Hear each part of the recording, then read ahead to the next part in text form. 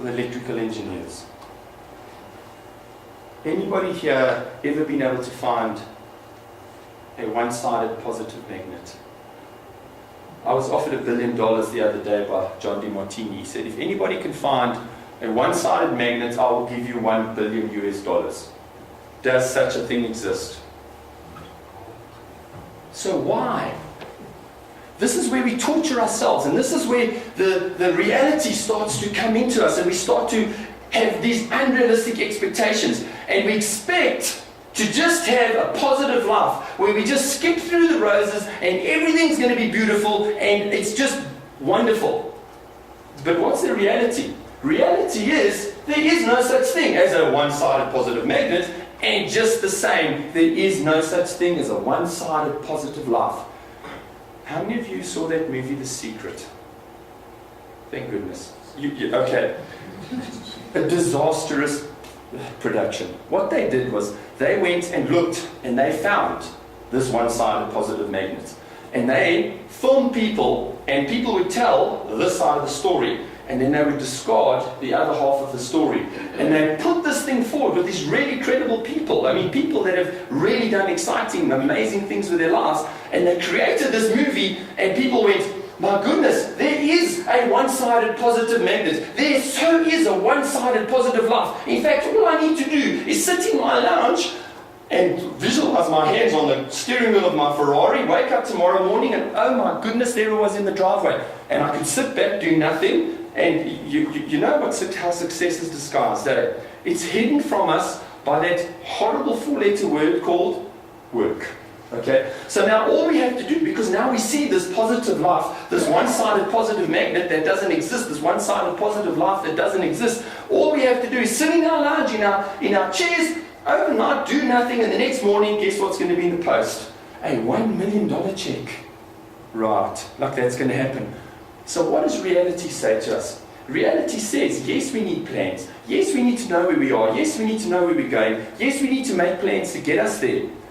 But as Dwight D. Eisenhower found out, when they were going to be invading Normandy during the Second World War, they spent months planning and preparing and figuring out what they could do, what they couldn't do, having a look at their resources, having a look at where they wanted to go, the outcome they wanted to get. Once the first cannon shot was fired, the plans were meaningless. And a reporter asked him that question, and he said to him, General, tell us about the planning for Normandy. He said, well, let me tell you. Planning was indispensable, but once the first cannon shot was fired, the plans were of no value at all. Why is that? Because there is no such thing as a positive one-sided battle, life, anything. The reality is, when we start to do things, we had to program our reticular activating system to start looking for the information. We had to plan. We had to figure it all out. We had to get the resources, the cannons, the ships, everything we needed to get into the battle. But once we get into the battle, things change. Life happens, okay? So what do we need to do? We need to accept that's going to happen. Because if we have these unrealistic expectations that life is just going to be happy and roses, we don't anticipate it. We don't plan for it. We don't expect it. When it actually happens, my goodness, life is bad. We get home and we're stressed now because I had a bad day. Is there such a thing as a bad day? When you're having your worst day ever, I'm having my best. So where does a bad day exist? A bad day exists in my reality, because there's reality, then there's my reality. So if your reality is saying to you, I'm having a bad day, or your reality is saying, oh my goodness, I'm expecting a positive life only, but life happens and reality happens, and you have a bad day. Well, bad days are on my way. I expect them, I plan for them, I anticipate them, so when they come, they're not in my way. I get home and I go, another one of bad days. Guess what? Tomorrow's going to be better. Maybe, maybe not. But I have a plan, I have a direction, I have a concept that I'm following. And as long as I'm doing that, and I don't have expectations, unrealistic expectations of a one-sided positive magnet, I can achieve anything.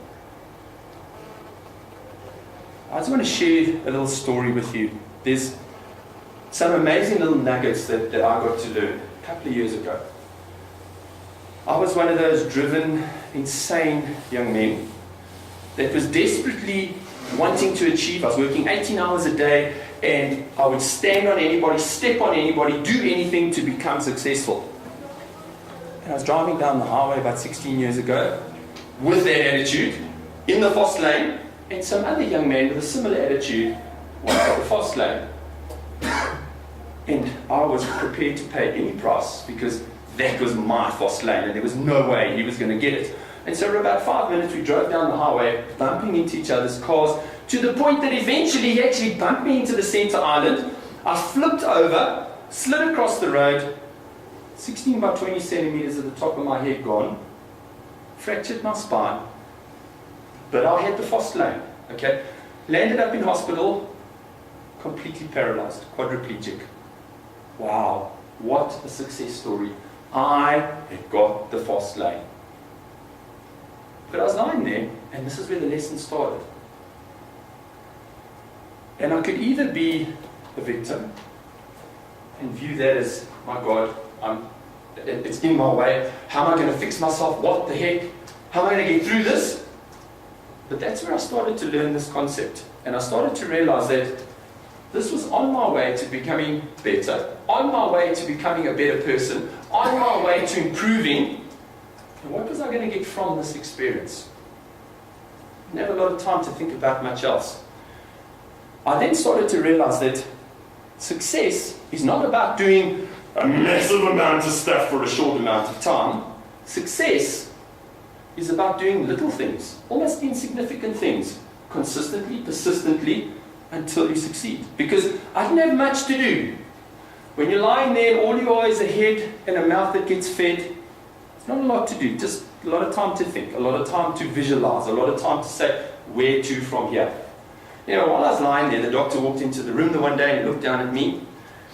And I'm a great believer that you need to have big goals, big aspirations. Because as Les Brown says, most people don't achieve their full potential. Not because they aim too high and miss. It's because they aim too low and hit. So lying there, unable to move, what did I want to do? I thought, you know what, let me go big. So I thought, well, let's run comrades. You know what, let's aim for something huge. So the doc walked in and he was sort of looking down at me like this, and I went, Doc, how about I run comrades next year?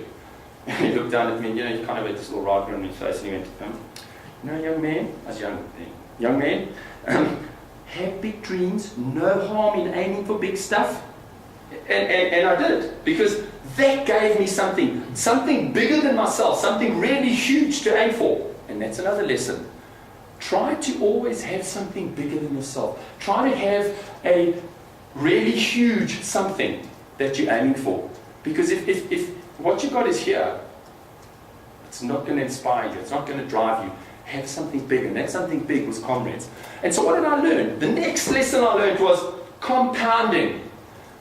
Little thing every day, and I had one objective. I want to wake up tomorrow morning just a little bit more capable than I was today. And I want to wake up the next day just a little bit more capable than I was the day before. And how about you?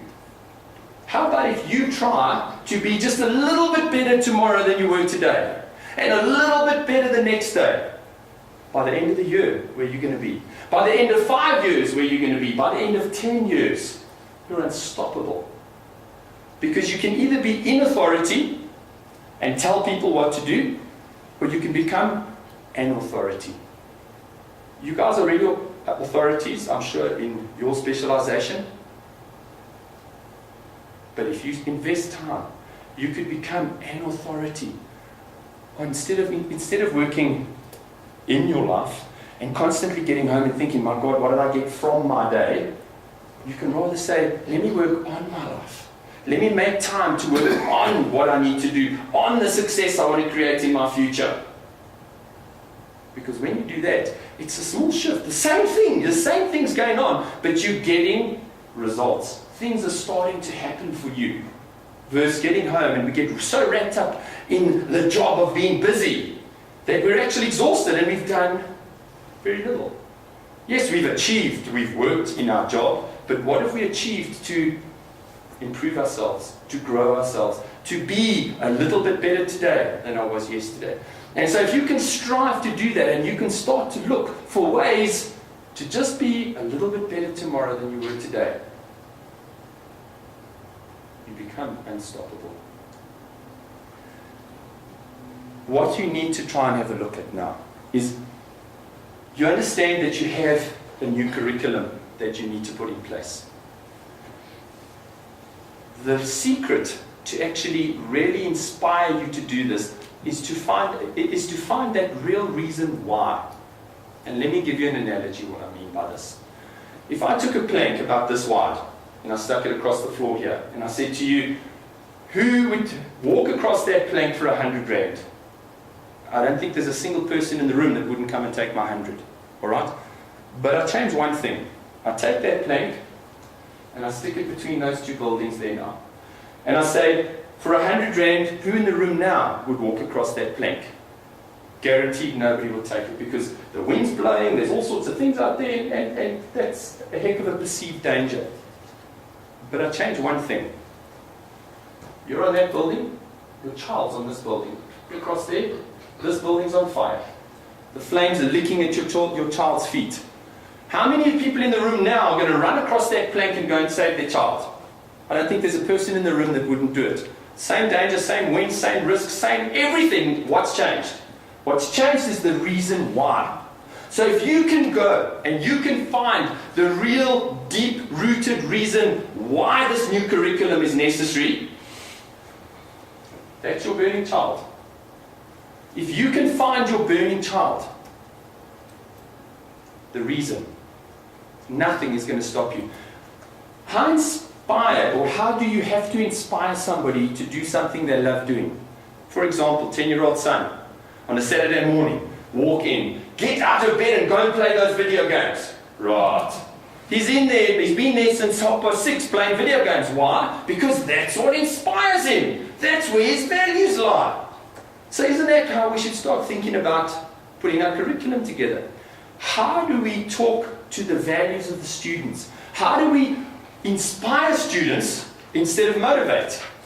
Because motivating somebody implies that I don't really want to do this. And because I don't really want to do this, you're going to come along and motivate me to do it. But if I want to do it, if it's something I really want to do, and you can show me why. I remember when I was a kid, and my mom said to me, don't put your hand in the plug. I'd go, please. Like this, and go, okay, now I know why. But if she said to me, don't put your finger in the plug, it's going to bite you, I'd go, okay, Mom, now I understand. And it's the same thing when you're putting anything together for people. If you can not just tell them, this is how it is, and take it or leave it because I said, but this is how it is because it changes the same information becomes more exciting, becomes more inspiring, becomes easier for you to understand and absorb. So go search. Go look and find those reasons why. It's going to inspire you to do it. It's going to inspire you to be better. It's going to inspire you to stop being the lecturer that just throws the stuff off a PowerPoint presentation to the lecturer that's actually going to inspire, drive, bring alive people's whole new belief in what they want to do. Because what are you wanting to create? You're wanting to create incredible innovators, because that's what you need. You don't just need people to walk out into the street to just be engineers. You need innovators. You need people that think out the box. And you're only going to create those if you think out the box. As long as you continue to think, have, do, and be the old way. Like the Alcoholics Anonymous definition of insanity.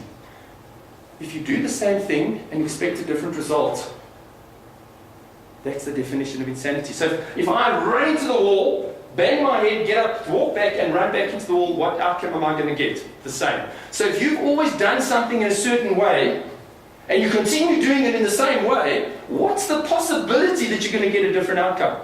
So if you want to get different outcomes in the future, you need to start thinking differently. You need to start doing differently. Because ultimately, like I said in the beginning, everything in life is just events. Let me give you an example. You're on a roller coaster. Next to me is somebody that is absolutely terrified of roller coasters. I am an adrenaline junkie. I jump out of aeroplanes. I can't get enough adrenaline. And we go around this track, we get back. What's happened? An event. The event was what? A ride around the roller coaster. This guy is terrified out of his brain. I'm jumping up and down on an adrenaline high like you can't imagine. What happened? Same event.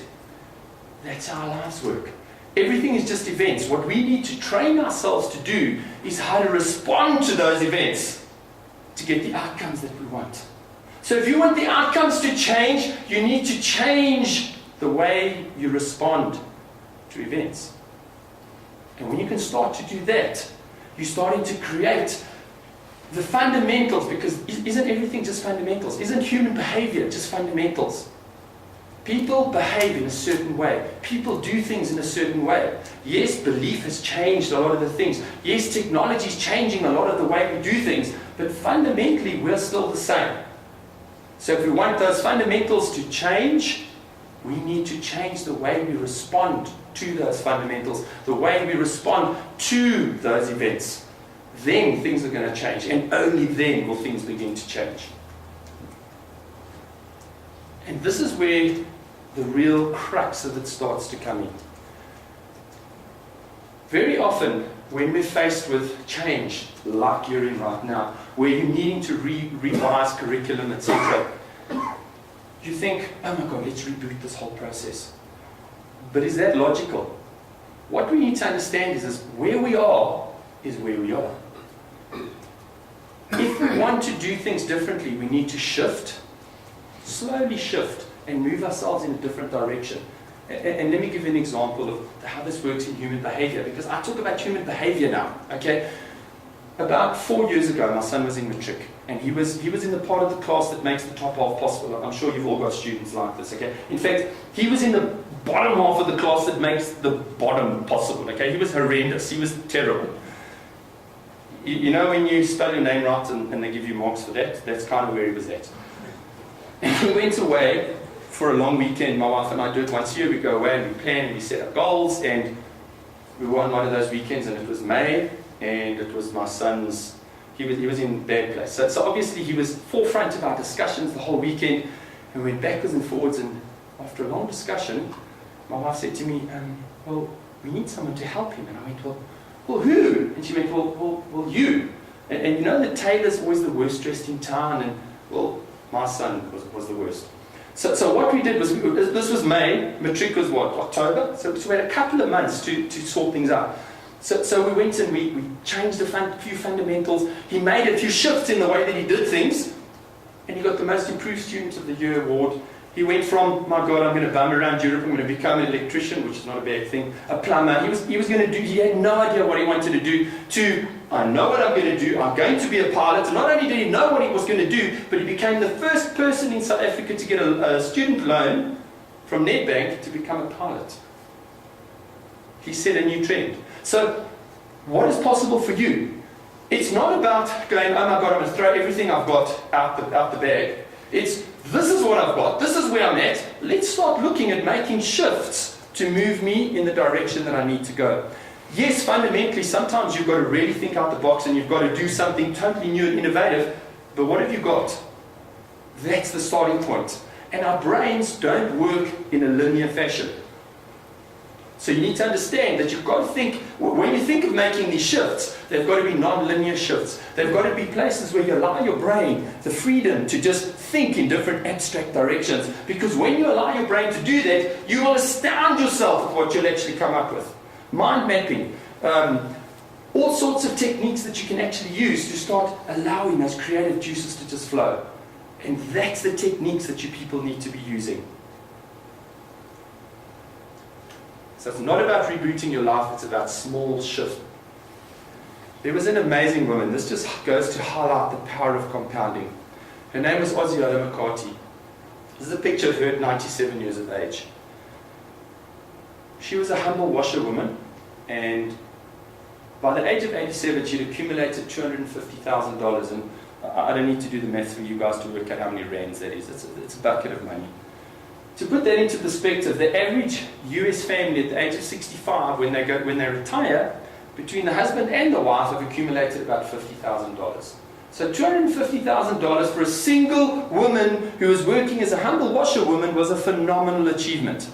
Now, how she did that was compounding. Every single day after she finished washing, she'd walk to the bank, she'd deposit her money, and leave. Every single day.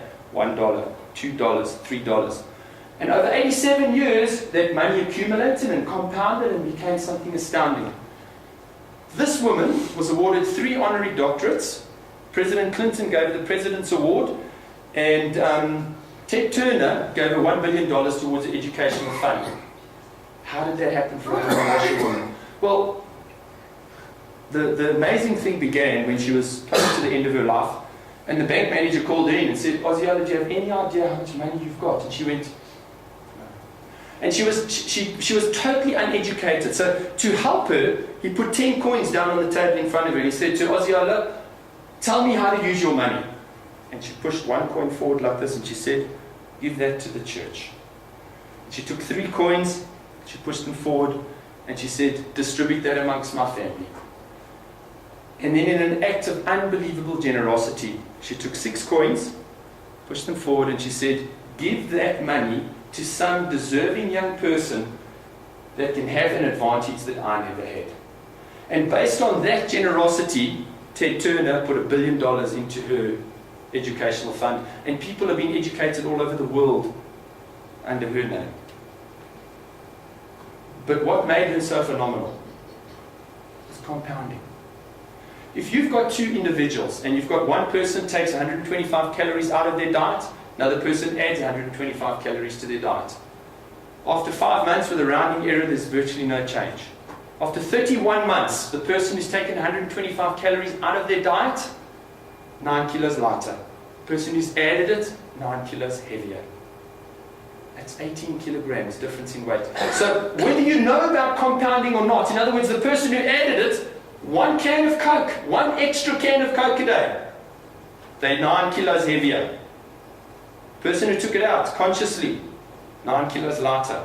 So compounding works whether you know about it or not. So what am I trying to say? I'm trying to say to become successful, it's about doing a whole lot of stuff every single day of your life. It's about consistency, persistency. When you were learning to walk, did you miss a couple of days? Did you go, you know what, Mom? There's no way. I'm taking this week off. I'm not going to try and walk for this week. I'm out of here. Or did you just keep doing it every day? Every day you kept falling on your butt, till you learn to walk. Well, why do you think your life's any different? Why do you think you can just go to gym? I have a New Year's resolution. It's January and I'm so going to get in shape. And so what do? The 2nd of January, I'll go and I'll break those machines, okay? I get on that machine and I spin those wheels like there's never going to be a tomorrow, and then I don't walk the next 3 days, okay? And then maybe I go back to gym 6 weeks later because I'm feeling good again, and I think, well, this is really going to make a difference in my life. How many of you seen one of those? It's one of those old-fashioned water pumps. Giving away your age. You use one.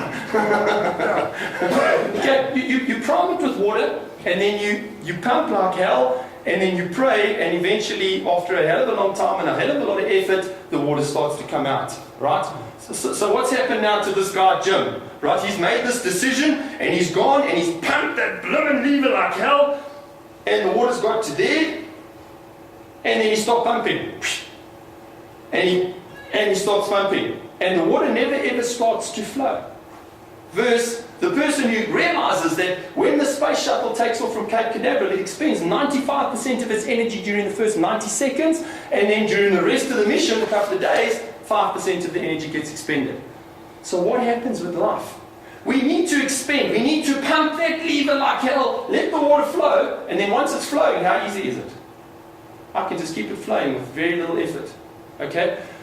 This morning, as an example, coming through here, I never got to gym. What did I do? I got down, I did 3 sets of press-ups, and I did 3 sets of sit-ups. Is that going to change my life? Is that going to make me super healthy? Hell no! But what did I do? I pumped the lever.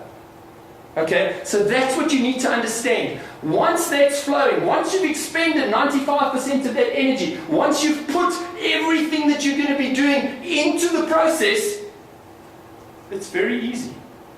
But what do we do in life? Fits and starts. We go to the gym twice in January. We go 3 times in February, and we miss March because there's a lot of public holidays in March. We get to December and we go, you know what?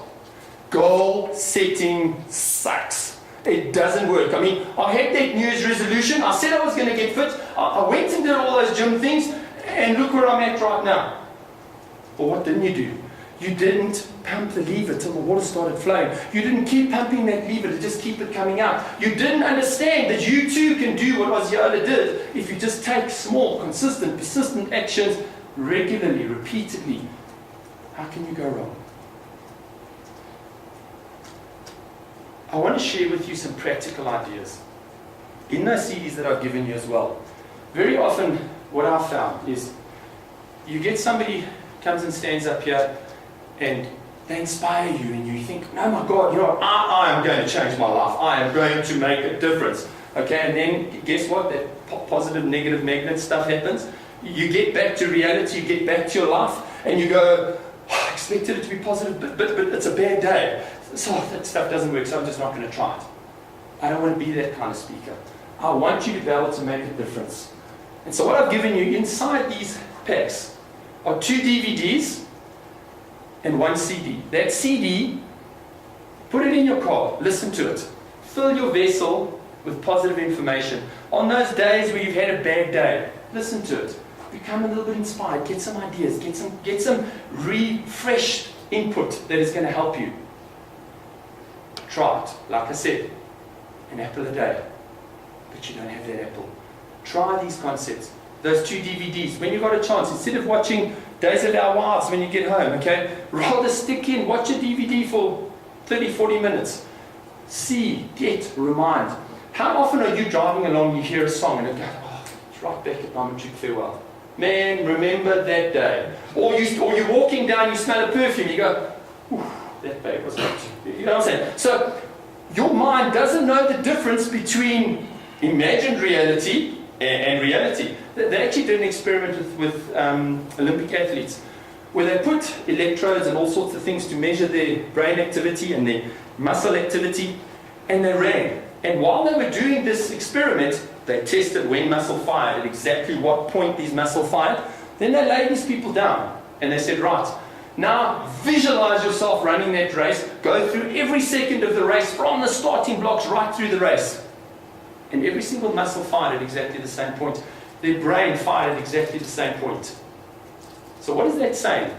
Our bodies, our brains don't know the difference between a visualized experience and a real experience. So when you put that CD on and you listen to it, and it takes you back to possibly how you were feeling, inspired, motivated, driven, I can do it. Why not? Why not the perfume experience, the music, that CD, to refire, re-inspire, recreate the feeling. And if you can create that feeling every day, and every day you can be inspired and driven to be the best you can be, and only be doing one thing. I need to be a little bit better this morning than I was yesterday. I need to take a couple of actions today that I didn't take yesterday. How can I fail? So the first concept I want to highlight to you is what I refer to as meeting your future. Because we all have this excuse, I do not have enough time in my day. I am so busy, I cannot find time to do any of the stuff that's going to help me to get to my goals. Really. I'm now saying to you, you do. Now I've got a little video I want you to watch on how you don't conduct a meeting with your future. If we had this most important client sitting in our office, would we treat the person like this? So how do you get this $10 million deal, Andrew? You know, hold on a second. How's it, honey? Look, I'll bring home milk with me tonight, and I definitely, the kids, don't worry too much about the kids. Okay. You know, David, what can I say? Important, just hold on a second. I've just got a mail coming through over here. I just need to check it quickly. This damn phone, it's unbelievable. Yes, I can't believe it. It's unbelievable. Shame, man. Anyway, getting back to business. I don't know what business you'd be doing, but the reality is, would you treat your most important customer like that? This is what I'm now trying to say. When you have a meeting with your future, what is your meeting with your future? That is time that you pen, and notice I say pen into your diary, where you say on a Sunday evening, I'm going to work on my life, I'm going to work on creating the success that I want, I'm going to find the way to do things that are on my way to the success I desire, so that I can be getting as much as possible from my week. Meeting with my future is that time that you set aside. It's your life, it's your unique experience. Is it 10 minutes? Is it 15 minutes? Is it an hour? Who knows? It's your life. Set that time aside and pen it into your diary. But do not be like that. Do not leave your door open. Do not answer your phone. Do not take SMSs, emails. Would you do that with the most important client? No. And one of your most important clients that you might get to deal with, would you, well, let's say your house went down, because, things can happen. Remember, positive side, something bad happens. Would you cancel the meeting and never see the person in your life again, or would you postpone it? So let's say you're having a meeting with your future and something really critically important comes up and you need to change it. What do? You reschedule it. So just apply that principle. When you're putting in this concept of meeting your future, whatever it's going to be, whatever length of time it's going to be into your day, put it into your day, pen it in your day, do not allow interruptions. Because if you want things to change, if you keep doing things the same way, if you keep running into that wall and doing things the way you've always done them, you're going to get the same results. If you have the perfect life and you adore everything about your life and your vacation is your vocation and at least your vocation is your vacation and you love everything about your life, you don't need this. But if there are things that you fundamentally want to change, you want to grow, you want to become more, you want to attract more success, because success is attracted to you. You don't pursue success. Success is something you attract by the person you become. So if you want to become more, you need to make time to make it happen. And when you've got the time, the next thing you need to do is what I refer to as my code of personal achievement. What is your code of personal achievement? It's 5 things you choose to do every single day that are aligned with you becoming more. So whatever that may be, if becoming more means I want to lose weight, what do I need to do? 5 things I need to do. Well, I need to exercise more. I need to make wiser food choices. I need to take vitamins. I need to drink 2 liters of water. And I need to possibly park my car at the other side of the parking lot and walk across and go and do whatever business I need to do. So whatever your goal, whatever becoming more means to you, if it means becoming wiser, cleverer, find 5 things that are aligned with that.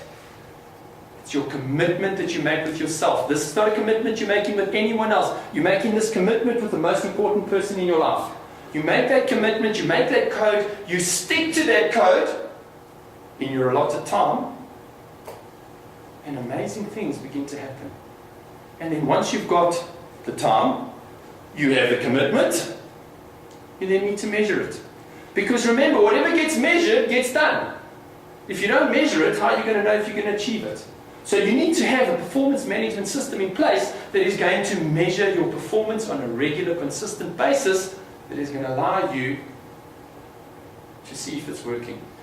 When the Apollo mission took off in the 60s and early 70s, if it was 1 degree off, it missed the moon by 300,000 miles. So what do? They're constantly taking in-course corrections, boom, and it hits the moon. The same thing with an aeroplane. When an aeroplane's flying, 80% of the time it's actually off course. But what does it continually do? It continually corrects and it lands. How does it know it needs to correct? Because it's constantly measuring where it needs to go so it can constantly correct. If you have no idea where you're going, you're taking action every day, you've got the time, but you have no idea how you're measuring it, am I achieving what I want to be achieving? You don't know. But if you have a performance management system with laid down numeric measurements, I want to lose 12 kilograms. Well, if I want to lose 12 kilograms, I've got 12 months. What does it mean? 1 kilogram a month, 250 grams a week. Get to the end of the first week, what do? I review it. When I review it and I haven't lost 250 grams, what do? Change the actions I'm taking to get the result. So when I get to the end of the year, what's the likelihood that I've lost 12 kilograms? Pretty good. versus I start at the beginning of the year, take action, get to the end of the year, and I go, this just doesn't work. But you're taking the wrong actions. I mean, who's to say the actions you're taking are going to deliver the outcomes unless you're measuring those? So you must have measurement criteria. And then, you need to understand you've got to have these three concepts. You need the time, you need the commitment, you need to measure it, and then you need to bring three words into your life. And those three words are, I will until. And if you can get that concept in your mind and you say, I will until I have the curriculum that is going to serve the students. I will until I succeed. I will until I become the kind of person I want to be to attract the kind of success that I desire. Who knows how long it's going to take? But I can guarantee you that you will succeed. Have you ever seen an ant with its absolute mindless determination? When it gets to an obstacle, what does it do? It goes over it, round it, through it, even eats it if it has to. Now, if an ant can do that, and I know that you have that persistence because every single person in this room is walking, you have that persistence. If an ant can do it, why can't we? Three words. I will until. And you can do anything. Thanks very much.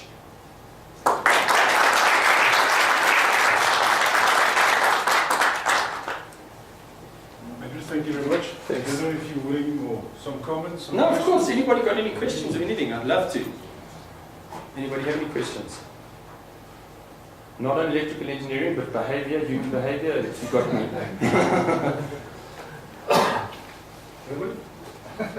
Well, no, I just have a remark that you got to your goal or realize if the goal is that you want to change the world, you have to change yourself much quicker than I did, because when I went out of the country at the age of 23, I went out to change the world. When I came back to the country at the age of 29, I came back to change the country.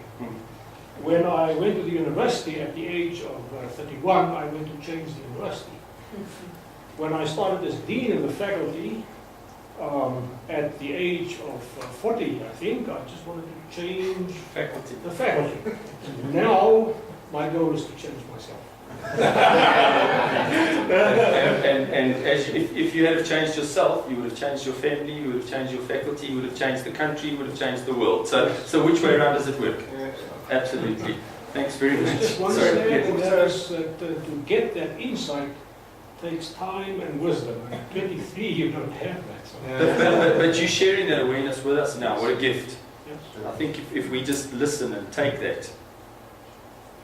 My wife, about 10 years ago, fell off a ladder and broke her back. And of course, into the hospital, and the nuts and bolts expert comes along, and I was actually there, and he says to her, "Maria, I don't think you will ever walk. Prepare yourself for a life in the wheelchair." As he walked out, the physiotherapist whispered in my wife's ear, "Don't listen to him, you'll be walking before you leave the hospital." It's exactly the way it went. But you see, it comes down to that belief factor, isn't it? Yeah. The doctor believed I wasn't going to walk. Absolutely, I could see in his face. He went, sure. Yeah. But whose opinion matters? Your opinion matters. It doesn't matter what anybody around you is thinking. What matters is what do you think. Yeah. You know, a lot of people are going to shoot you down and go, "That's a ridiculous idea. How could you even think of that?" But whose opinion really matters? All you're receiving from people that are shooting you down in flames is feedback, isn't it? So if you can take that feedback and say, "Okay, it's feedback," because in my opinion, there's only one thing called feedback. There's no such thing called positive or negative feedback. When does it become positive or negative? When it comes into my life and I go, "That is negative feedback." What was it before then? Just feedback. But because it isn't aligned with my perceptual background, it's now negative or it's positive. So if you can get that mindset and go, everything I receive in my life, that doctor's words, which is feedback, it's your opinion. I have a different opinion. And as long as you can have that concept and start to understand that there's no such thing as rejection, because if you ask a question and somebody says no, nothing's changed, has it? Because before you ask the question, you didn't have the date with a beautiful girl. After you asked the question and she said no, you still don't have the date. But if she says yes, only then do things change. And the same thing with feedback. If I can encourage people to give me feedback completely safely, they're going to give me honest feedback. I can then take that feedback and interpret it as feedback. It's not positive or negative, it's information, and how do I choose to use that information? Do I choose to use that information to become better, different, or how am I going to actually use that information? Yes? Prof. Don may not have changed the world, but I think in my opinion, he's never left the room without changing something. Oh, I thought you were going to say I haven't changed myself. But I think that started with him changing himself, absolutely, and you're absolutely right. Not yet. Yeah. Yeah, no doubt. Any other questions?